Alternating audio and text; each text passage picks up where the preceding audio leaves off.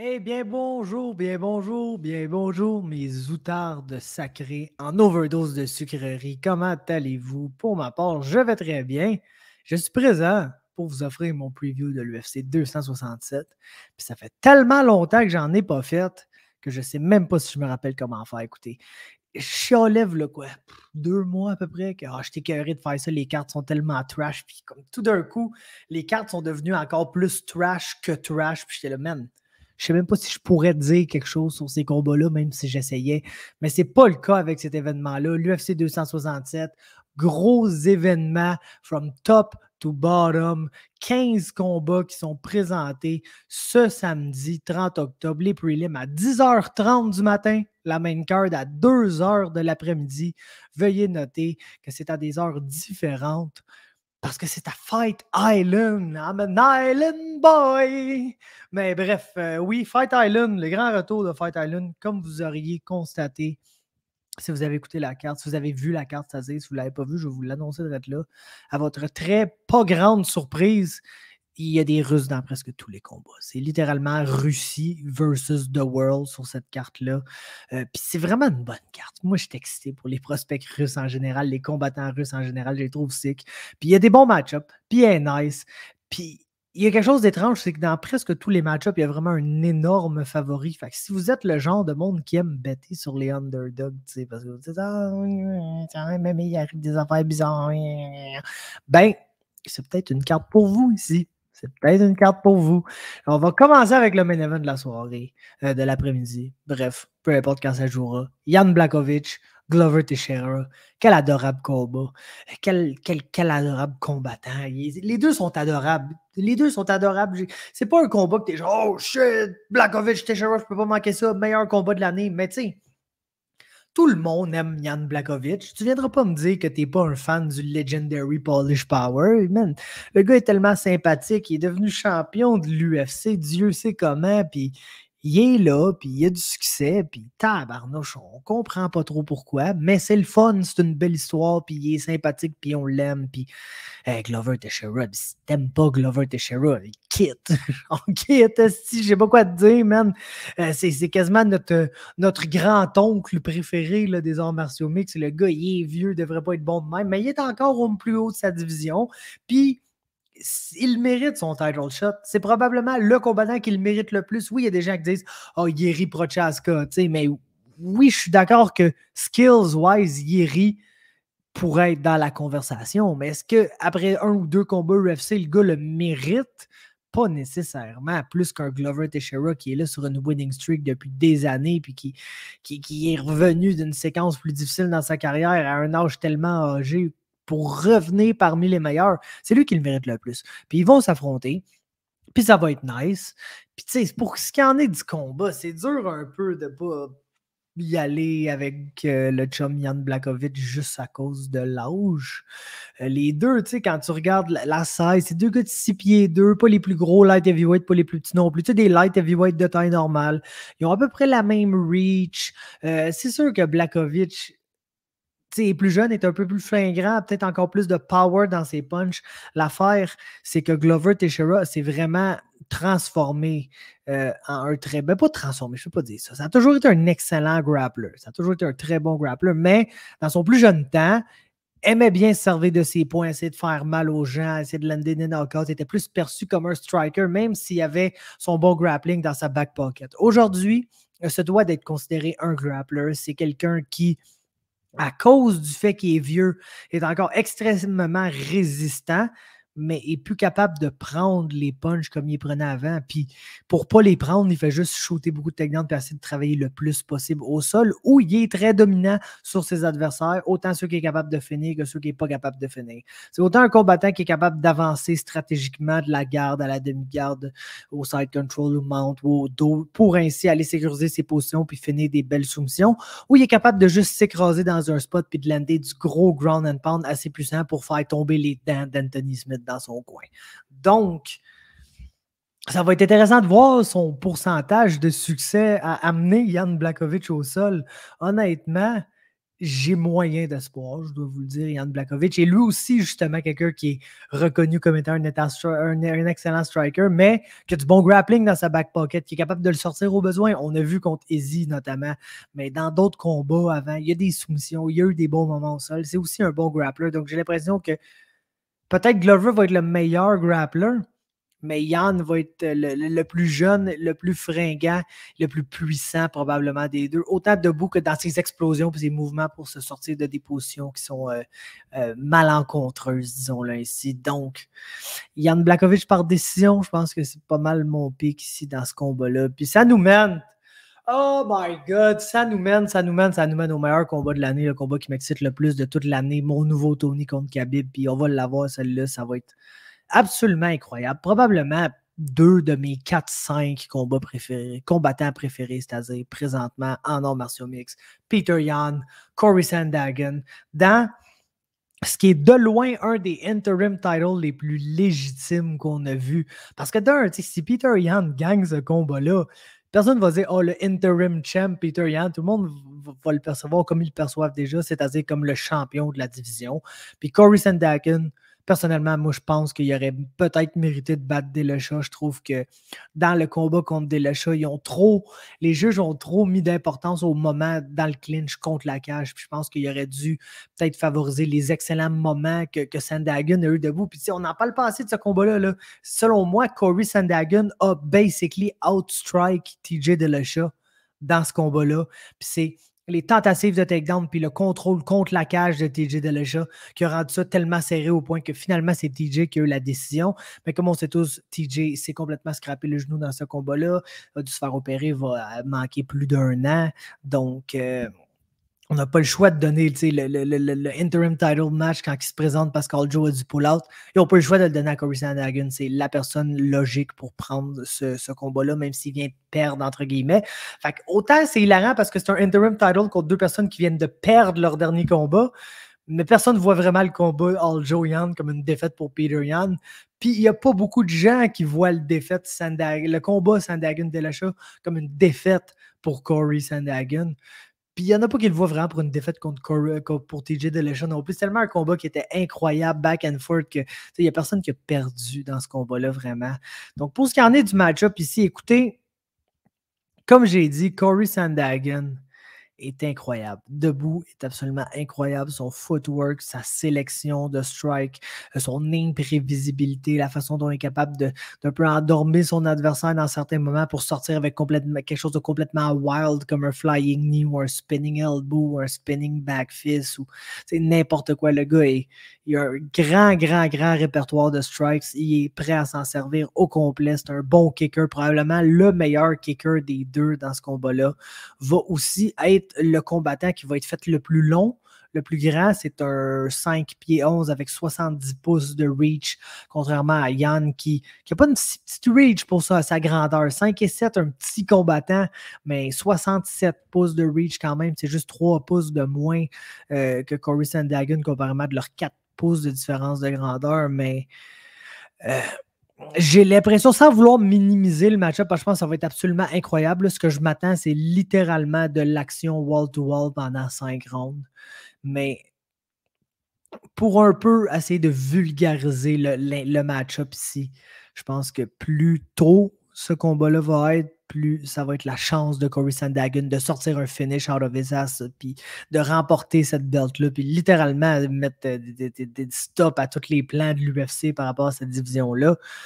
Puis plus le combat va avancer, oui, Sandhagen est bon, son mouvement, toutes ces affaires-là, mais Peter Yan, quand il commence à milieu de 2e round, début de 3e round, à se mettre dans sa zone, à se mettre dans son flow, ce gars-là est un des meilleurs boxeurs qu'on a vu, est un des... Je pense que, je suis pas certain, là, mais je pense qu'à la base, c'est un lutteur, Peter Yan, puis après, il a appris le striking, je pense qu'il a appris ces 2 arts-là très, très jeune. Mais je pense qu'à la base, le gars a commencé à lutter. C'est aussi un excellent lutteur, aussi quelqu'un que tu ne vas pas amener au sol, puis qui peut t'amener au sol au besoin. Puis je pense que ça pourrait être bien contre Corey Sandhagen. On l'a vu là, dépenser un peu des rounds au complet sur son dos, là, Corey Sandhagen, malheureusement. C'est peut-être la seule lacune dans sa game, vraiment, que un petit manque d'urgence au niveau du grappling, surtout dans les mauvaises positions. Mais quel combat, man! Tabarnouche, je pourrais vous en parler pendant des heures, littéralement. Mais je pense plus le combat va avancer, plus Peter Yan va avoir la chance de se mettre dans son groove, de se mettre dans son flow. Là, c'est là que les combinaisons incroyables vont sortir, les combinaisons body head, les leg kicks, toutes les choses incroyables que Peter Yan fait, que c'est un train, le gars. C'est un train de 5 pieds 7 que, oui, c'est long avant que les roues se mettent à tourner, mais un coup que les roues tournent puis que le train a son air d'aller, sac-toi pas devant, mon chum, parce que ça va faire très, très mal. Puis c'est ça que je trouve incroyable de ce combat-là, c'est que tu peux pas te battre contre Peter Yan sans avoir mal. C'est un gars qui fait mal à ses adversaires. Puis c'est la même chose pour Corey Sandhagen. Que tu le battes ou que tu le battes pas. Tu sais, TJ Dillashaw l'a battu. Se sort de là avec une coupure gigantesque dans le visage, un genou complètement défait, les ligaments déchirés, toute la patente, il faut qu'il se fasse opérer. Puis tellement, qu'il soit out tellement longtemps qu'il n'y a pas ce title fight-là, tu sais, qu'il n'a pas la chance de disputer ce title fight-là, qui, en théorie, lui serait revenu. Donc, Corey Sandhagen est débile. Les deux gars vont se faire mal. Je vais y aller avec Peter Yan là, pour ce qui est d'une prédiction ici. Prédiction Peter Yan par décision. Mais ma prédiction, c'est que ça va être incroyable. Ça va probablement être le meilleur combat de l'année. Puis honnêtement, quand le combat va être fini, tu peux booker le rematch tout de suite parce que je veux revoir ça. Je veux revoir ça 5000 fois, littéralement. Ensuite, Islam Makhachev, Dan Hooker, puis les boys, je m'en vais vous faire un case pour Dan Hooker d'être là. Puis c'est pas ça mon pick, là, je vous le dis d'avance, c'est Islam Makhachev mon pick. Mais écoutez, je regardais la fiche de Dan Hooker, puis c'est vrai que le gars n'a vraiment jamais affronté de gros lutteurs dans l'UFC. Mais si tu regardes sur sa fiche, les deux combattants qui ont vraiment essayé de l'amener au sol plus que les autres, c'est Gilbert Burns et c'est Jim Miller. Et le point qu'ils ont en commun, ces deux gars-là, c'est que se sont fait knocker bien raide par Dan Hooker. Donc, est-ce que ça pourrait être une vision prémonitoire plus qu'Islam Makhachev? On se rappellera tous, ou peut-être qu'il y en a d'entre vous qui s'en rappellent pas, mais je vais vous le rappeler à l'instant. Il y a une défaite à sa fiche, Islam Makhachev. Puis cette défaite-là, c'est arrivé. Ça fait un petit bout, mais c'était dans l'UFC, c'était contre Adriano Martins, puis c'était en début de combat, les deux étaient debout, puis ils échangeaient des points un peu nonchalamment, puis Islam s'est fait cut direct sur le menton, s'est fait knocker bien fret dans ce combat-là. Fait que non seulement on a vu Islam Makhachev se faire knocker, mais les gars qui semblent pour chasser le takedown un peu sans setup de façon rootless contre Dan Hooker ont tendance à se faire knocker. Puis on se le cachera pas que c'est ça la game d'Islam Makhachev, de chase le takedown de façon rootless. C'est pas un très bon striker, mais meilleur que Khabib, par exemple, je dirais. Ce qui est étrange, parce que Khabib avait beaucoup plus de succès que Makhachev debout. Mais comme je le dis à tous les combats de Makhachev, il est vraiment la version Dolorama de Khabib. C'est incroyable comment c'est toutes des skills incroyables, son grappling, les techniques qu'il fait, c'est beau, c'est clean, mais c'est juste pas Khabib. Il n'y a pas l'athlétisme, il n'y a pas l'explosion, il n'y a pas les capacités athlétiques que Khabib avait, ce qui fait qu'on voit vraiment la même game que Khabib, mais la version moins athlétique, moins gifted naturellement. Puis ça fait que, tu sais, on l'a vu struggle à quelques temps pour amener ses adversaires au sol. Puis oui, son chain wrestling est vraiment bon, puis toutes ces affaires-là, mais tu sais, Khabib, de la façon qu'il était capable de juste couper la distance avec une explosion de l'avant incroyable, puis boum, il était dans tes jambes en train de te chain wrestle, tu avais le temps de rien voir. Makhachev fait un peu la même chose, mais c'est un petit peu moins rapide. C'est un petit peu moins genre, oh shit, il est dans mes jambes, qu'est-ce que je vais faire? Tu as plus le temps de le voir venir, puis c'est très dangereux, ça, contre Dan Hooker, qui est excessivement expérimenté, qui est un knockout artist, comme on a rarement vu dans ces divisions de poids-là. Puis, écoute, comme je vous dis, mon pick, c'est Islam Makhachev, parce qu'un peu comme dans le cas de Khabib, j'ai besoin de voir quelqu'un l'empêcher de faire sa game pour croire que quelqu'un va être capable de l'empêcher de faire sa game. Puis oui, il a perdu contre Adriano Martins, mais c'est un combat où il n'a pas essayé de takedown. Dans ce combat-là, il était vraiment, je ne sais pas pourquoi il voulait se battre debout, puis ça n'a vraiment pas marché pour lui, puis il s'est fait knocker bien fret, puis il a l'air d'avoir appris la leçon depuis, parce qu'il n'a pas reperdu depuis, puis il est excessivement dominant, mais c'est pas comme s'il est arrivé contre Adriano Martin, ça avait essayé plein de takedowns, il s'est fait stuff, puis là, il était pris debout, puis là, il s'est fait knocker. Ça m'en aurait dit beaucoup sur sa game, sur comment on peut possiblement l'arrêter. Mais dans un combat où Makhachev n'a pas shooté pour des takedowns, vraiment, pas mal dur pour moi de dire « Oh, s'il avait shooté », ça me prend un exemple de quelqu'un qui arrête Makhachev, puis qui empêche ses takedowns, puis qui le frustre, puis qui le force à se battre debout. Puis je ne l'ai pas encore vu, ça. Puis Dan Hooker est probablement le meilleur candidat que Islam Makhachev a affronté pour faire ça. Mais je dois quand même favoriser Islam Makhachev ici par décision. Mais vous checkerez les odds, les gars, puis vous checkerez, je pense que j'ai gagé précisément 20 cents sur Dan Hooker. Puis s'il gagne, je me fais 1,10$. Donc les odds c'est comme 4 contre 1, 5 contre 1, quelque chose comme ça. Fait que, moi, je ne vous encouragerai pas à gagner ou perdre de l'argent sur les sites de gambling, mais une petite mise sur Dan Hooker ici, si jamais il gagne, elle va être très payante. Puis si jamais il perd, comme tout le monde s'attend à ce qui arrive, ben, au moins vous aurez mis juste une petite mise, puis ça ne vous fera pas trop mal. Ensuite, Alexander Volkov, Marcin Tybura. Man, est-ce que Marcin Tybura va réussir à se rendre à Alexander Volkov pour lander ses takedowns sur lui? Non. Je penserais vraiment pas, honnêtement. Puis Marcin Tybura, quand ça ne marche pas, ces affaires-là, a tendance à pas être le heavyweight le plus durable.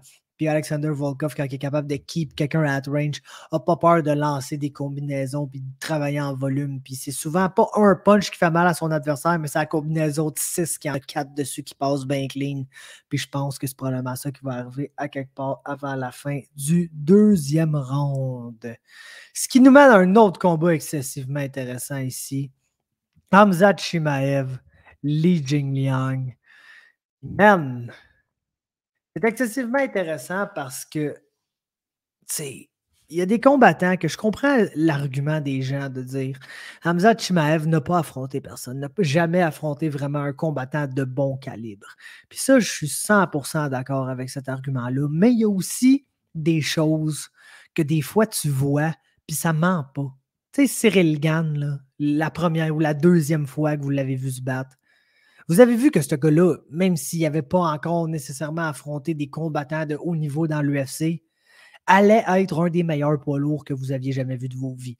Même chose pour Corey Sandhagen. Quand il se battait dans le bas de la division, dans son ascension, avant d'affronter Frankie Edgar, avant ces combats-là, il y avait des choses qui ne mentaient pas, là, qu'on voyait bien que Corey Sandhagen allait devenir un combattant élite selon ce qu'on voyait, même si ce n'était pas contre un niveau de compétition qui avait une chance de le battre. Puis, c'est la même chose avec Khamzat Chimaev. Là.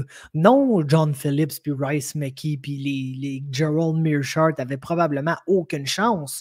Mais on a vu Gerald Meerschaert avoir beaucoup de succès depuis contre des bons middleweight comme Mahmoud Mouradov notamment. Puis écoute, Chimaev te l'a melté comme personne ne l'a jamais melté dans toute sa vie. Et puis, même chose, les choses qu'il a faites sur les autres, ça ne ment pas les skills qu'on a vus. Ça ne ment juste pas. Puis Khamzat Chimaev, non, n'a pas affronté l'élite encore, mais les skills qu'il a démontrés, puis la façon dont il a traité des combattants qui n'ont pas rapport avec lui. Parce que tu sais, quand tu affrontes un combattant qui est vraiment pas de ton calibre, il n'y a pas grand-chose que tu peux faire d'autre que le finir en quelques instants ou le battre de façon tellement dominante que le monde se dit ce gars-là n'aurait jamais eu aucune chance. Puis c'est exactement ça que Khamzat Chimaev a fait dans pratiquement tous les combats professionnels qu'il y a eu à date. Donc oui, ce gars-là est spécial.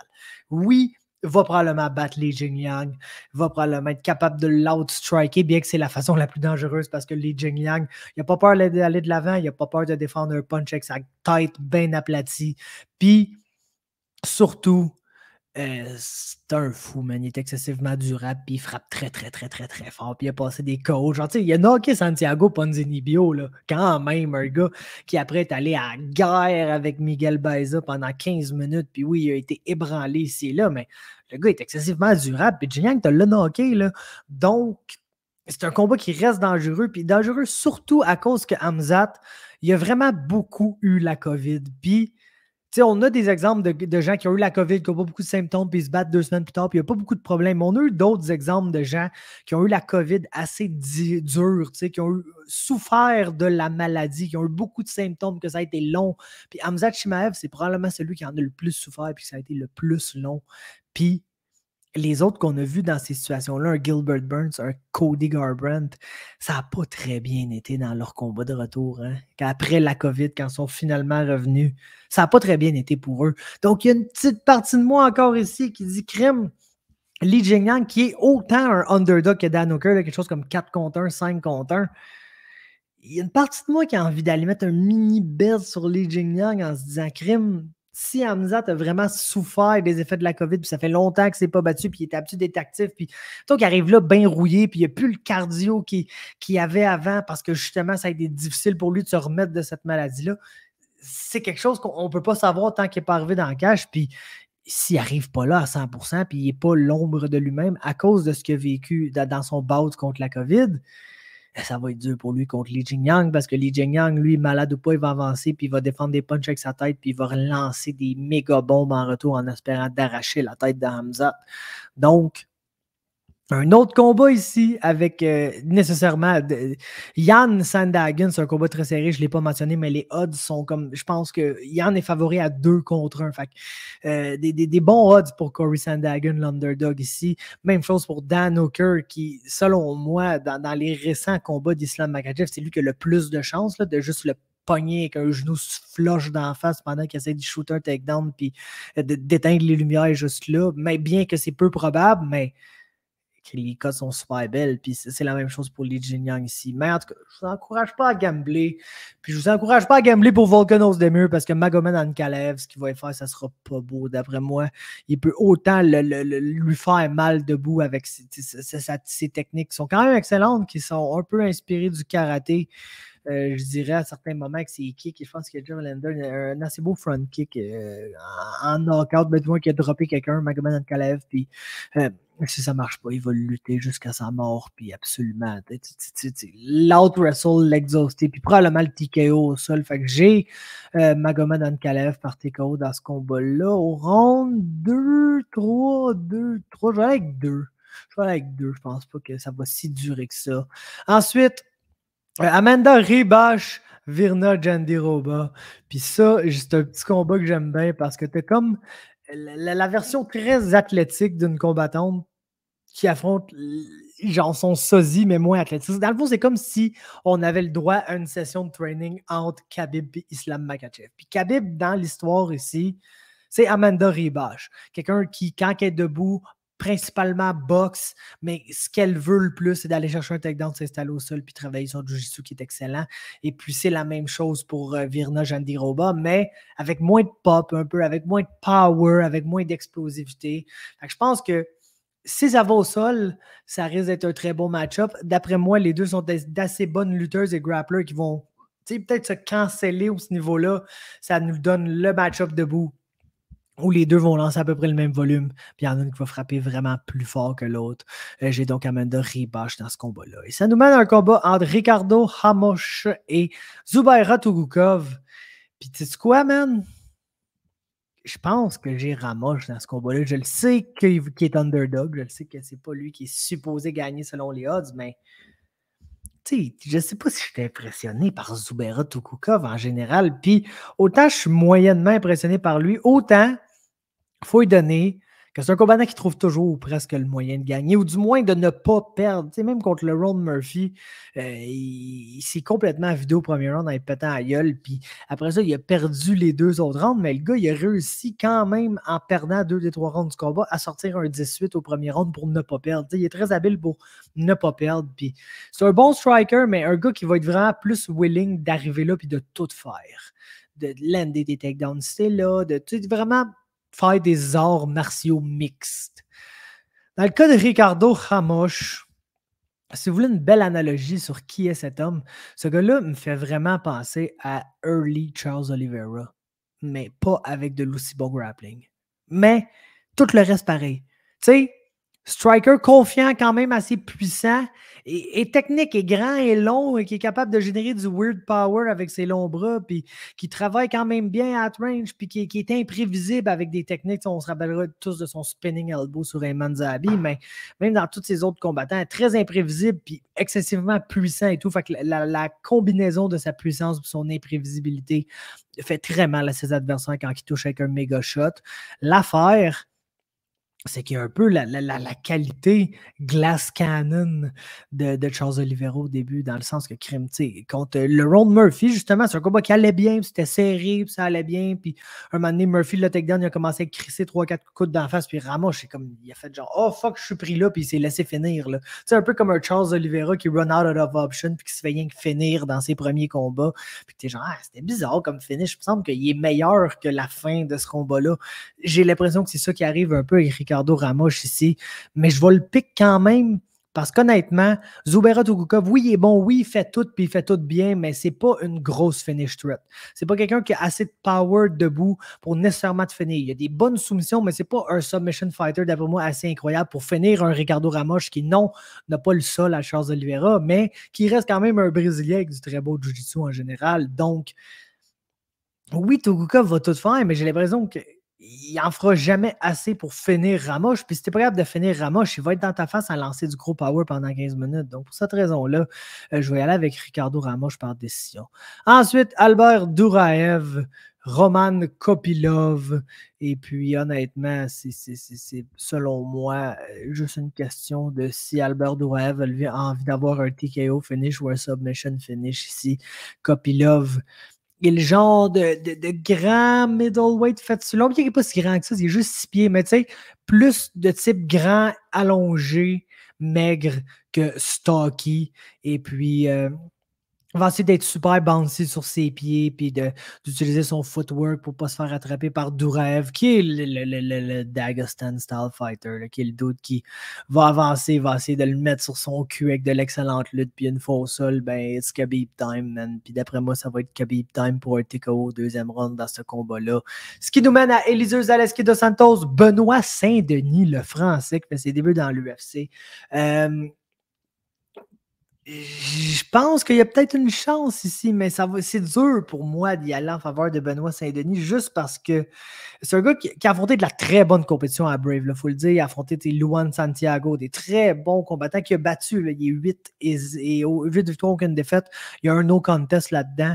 Mais il était vaincu, Benoît Saint-Denis, là, basically en MMA. Mais l'affaire qui me gosse, c'est que c'est un combattant vraiment à 165 livres chez Brave, ce qui fait qu'il va probablement faire le saut chez les 155 à l'UFC. Je pense que c'est pas un short notice, je pense que c'est un combat qui a eu quand même le temps de se préparer.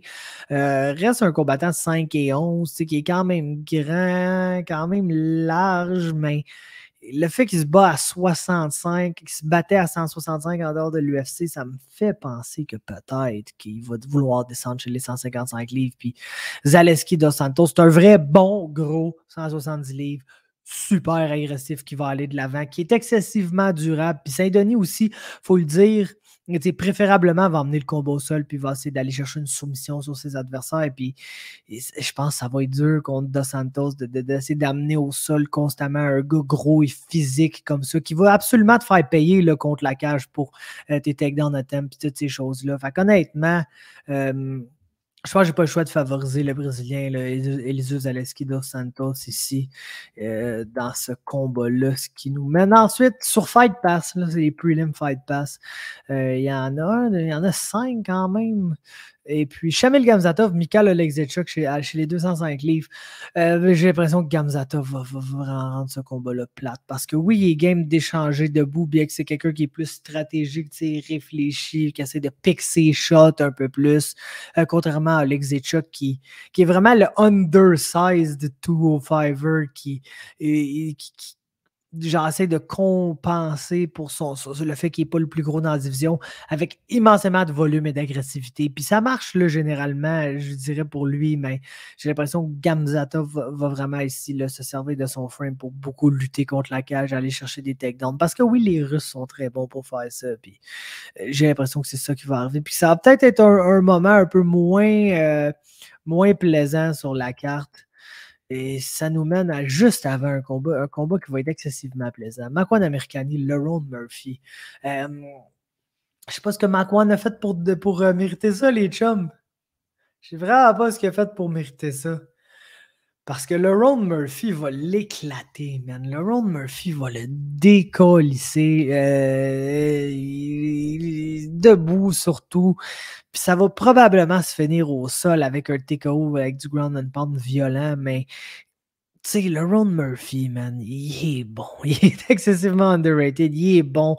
Il va être plus petit que Makwan, mais il va avoir plus de reach que lui. Puis si seulement Makwan n'était pas au stade de sa carrière où il est en ce moment, j'aurais tellement un peu plus confiance dans ce combat-là parce que ça reste un bon submission artist, ça reste un bon grappler, mais SBG Harlan ne l'a pas aidé. Il semble vouloir se battre debout plus que d'autres choses récemment. Puis ça ira pas bien contre le Ron Murphy, ça ira juste pas bien, les chums, je vous le dis. Ce combat-là, ça va mal finir pour Makwan. J'ai le Ron Murphy TKO, deuxième round, puis ça nous mène au prochain combat chez les 185 livres où Yao Zong, André Petroski et puis André Petroski. Yao Zong ou Yao Zong, peu importe comment vous l'appelez, ceci-là, est arrivé dans l'UFC à 3-0. Il est maintenant 3-2, revient d'une suspension de 2 ans. Dusada fait le saut de genre heavyweight à middleweight. Puis il n'existe pas vraiment. Puis André Petroski, je le trosse pas, honnêtement, je vous le dis, je le trosse pas pantoute. Il est bon, man, fait plein de belles affaires, excellent grappler, quand même gros et imposant, assez athlétique, mais genre, c'est le genre de gars qui, quand ça se met à moins bien aller, semble chercher son way out assez rapidement. Puis ça, c'est un gros concern, mais ça devrait pas être le cas là, contre Ou Yao Zong. D'après moi, Petroski va gagner ça par soumission au premier round assez facilement. Ensuite, gros combat, ça. Magomed Mustafaev Damir Ismagulov. C'est les deux combattants lightweight qui se battent passés. C'est le combat des deux combattants lightweight qui se battent passés. Ces gars-là devraient plus se battre, devraient être plus actifs. On devrait connaître leur nom dans cette division-là. Parce que ça fait assez longtemps qu'ils sont là. Ils sont vraiment excellents.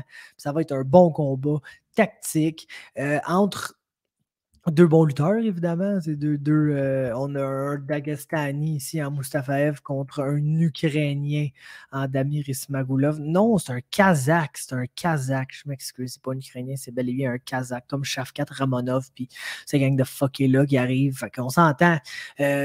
Mustafaev, oui, est un lutteur, mais est aussi un striker karaté, vraiment bouncy sur ses pieds, extrêmement explosif, spectaculaire et imprévisible. C'est un autre gars qui va lancer des spinning kicks out of nowhere. Il a d'ailleurs knocké Raphaël Fiziev avec un spinning kick. Le premier combat de Fiziev dans l'UFC, c'était contre Mustafaev, puis Mustafaev le cote avec un spinning kick, puis il l'a fini. Fait que juste pour vous dire à quel point il est bon, le dude a littéralement knocké Raphaël Fiziev. Fait qu'il est excellent. Puis Damir Ismagulov, lui, je l'aime bien, mais c'est probablement lui qui va essayer d'enlever le fun dans ce combat-là. T'en as un qui va essayer des spinning shit, puis rester at range, puis Ismagulov va essayer le plus possible d'être at close range, de le clincher contre la cage, de lander des strikes dans le clinch contre la cage, d'aller chercher des takedowns sur lui. Honnêtement, j'ai plus confiance un peu en la game de Damir Ismagulov que la game de Magomed Mustafaev qui... Oui, capable d'aller chercher des gros wins, mais qui est capable d'aller chercher des combats assez décevants aussi, une fois de temps en temps. Fait que j'ai plus confiance en Ismagulov. Je pense qu'il va remporter par décision. Et ça nous mène au premier combat de la soirée. Tadjir Ulanbekov face à Alan Nascimento, le Brésilien qui devait se battre sur les Contender Series. Finalement, son combat a été annulé. Puis ils ont trouvé le spot contre Ulanbekov ici dans l'UFC. Je suis content pour lui d'être là. C'est à peu près tout ce que j'ai à dire parce que c'est pas un combat qui devrait super bien aller pour lui, là, Nascimento. Et gros, t'as un gros flyweight, ça faut lui donner, très gros flyweight qui va essayer d'être agressif, puis on va voir ce que ça va donner contre Ulanbekov, qui est vraiment un excellent striker, très bon pour garder son reach, une belle variété de kicks pour garder sa distance, s'en sert vraiment plus qu'un jab d'ailleurs, mais fait très bien ça, puis au besoin va lutter, parce que ça c'est un fighter de Khabib, de Eagles MMA, donc... je pense que Tagir se doit d'être largement favori dans ce combat-là. Et je pense qu'il va remporter par décision. Ça conclut. Carte de 15 combats. Excellente. Rappelez-vous bien, 10h30 les prelims, 2h PM, la main card. C'est tout ce que j'avais à dire là-dessus. On se parle une prochaine fois. Probablement, juste après le combat, je vais sûrement faire un live pour recap ça. Puis aussi, je ne sais pas si j'ai déjà posté sur MMA Talk, sûrement à ce stade-ci, mais ne manquez pas un live pour le combat de Yohan Lennis au Contender Series mardi prochain. Ça va être très important de ne pas manquer ça. Et puis, c'est tout. Je vous remercie d'avoir été là, à l'écoute et à la prochaine.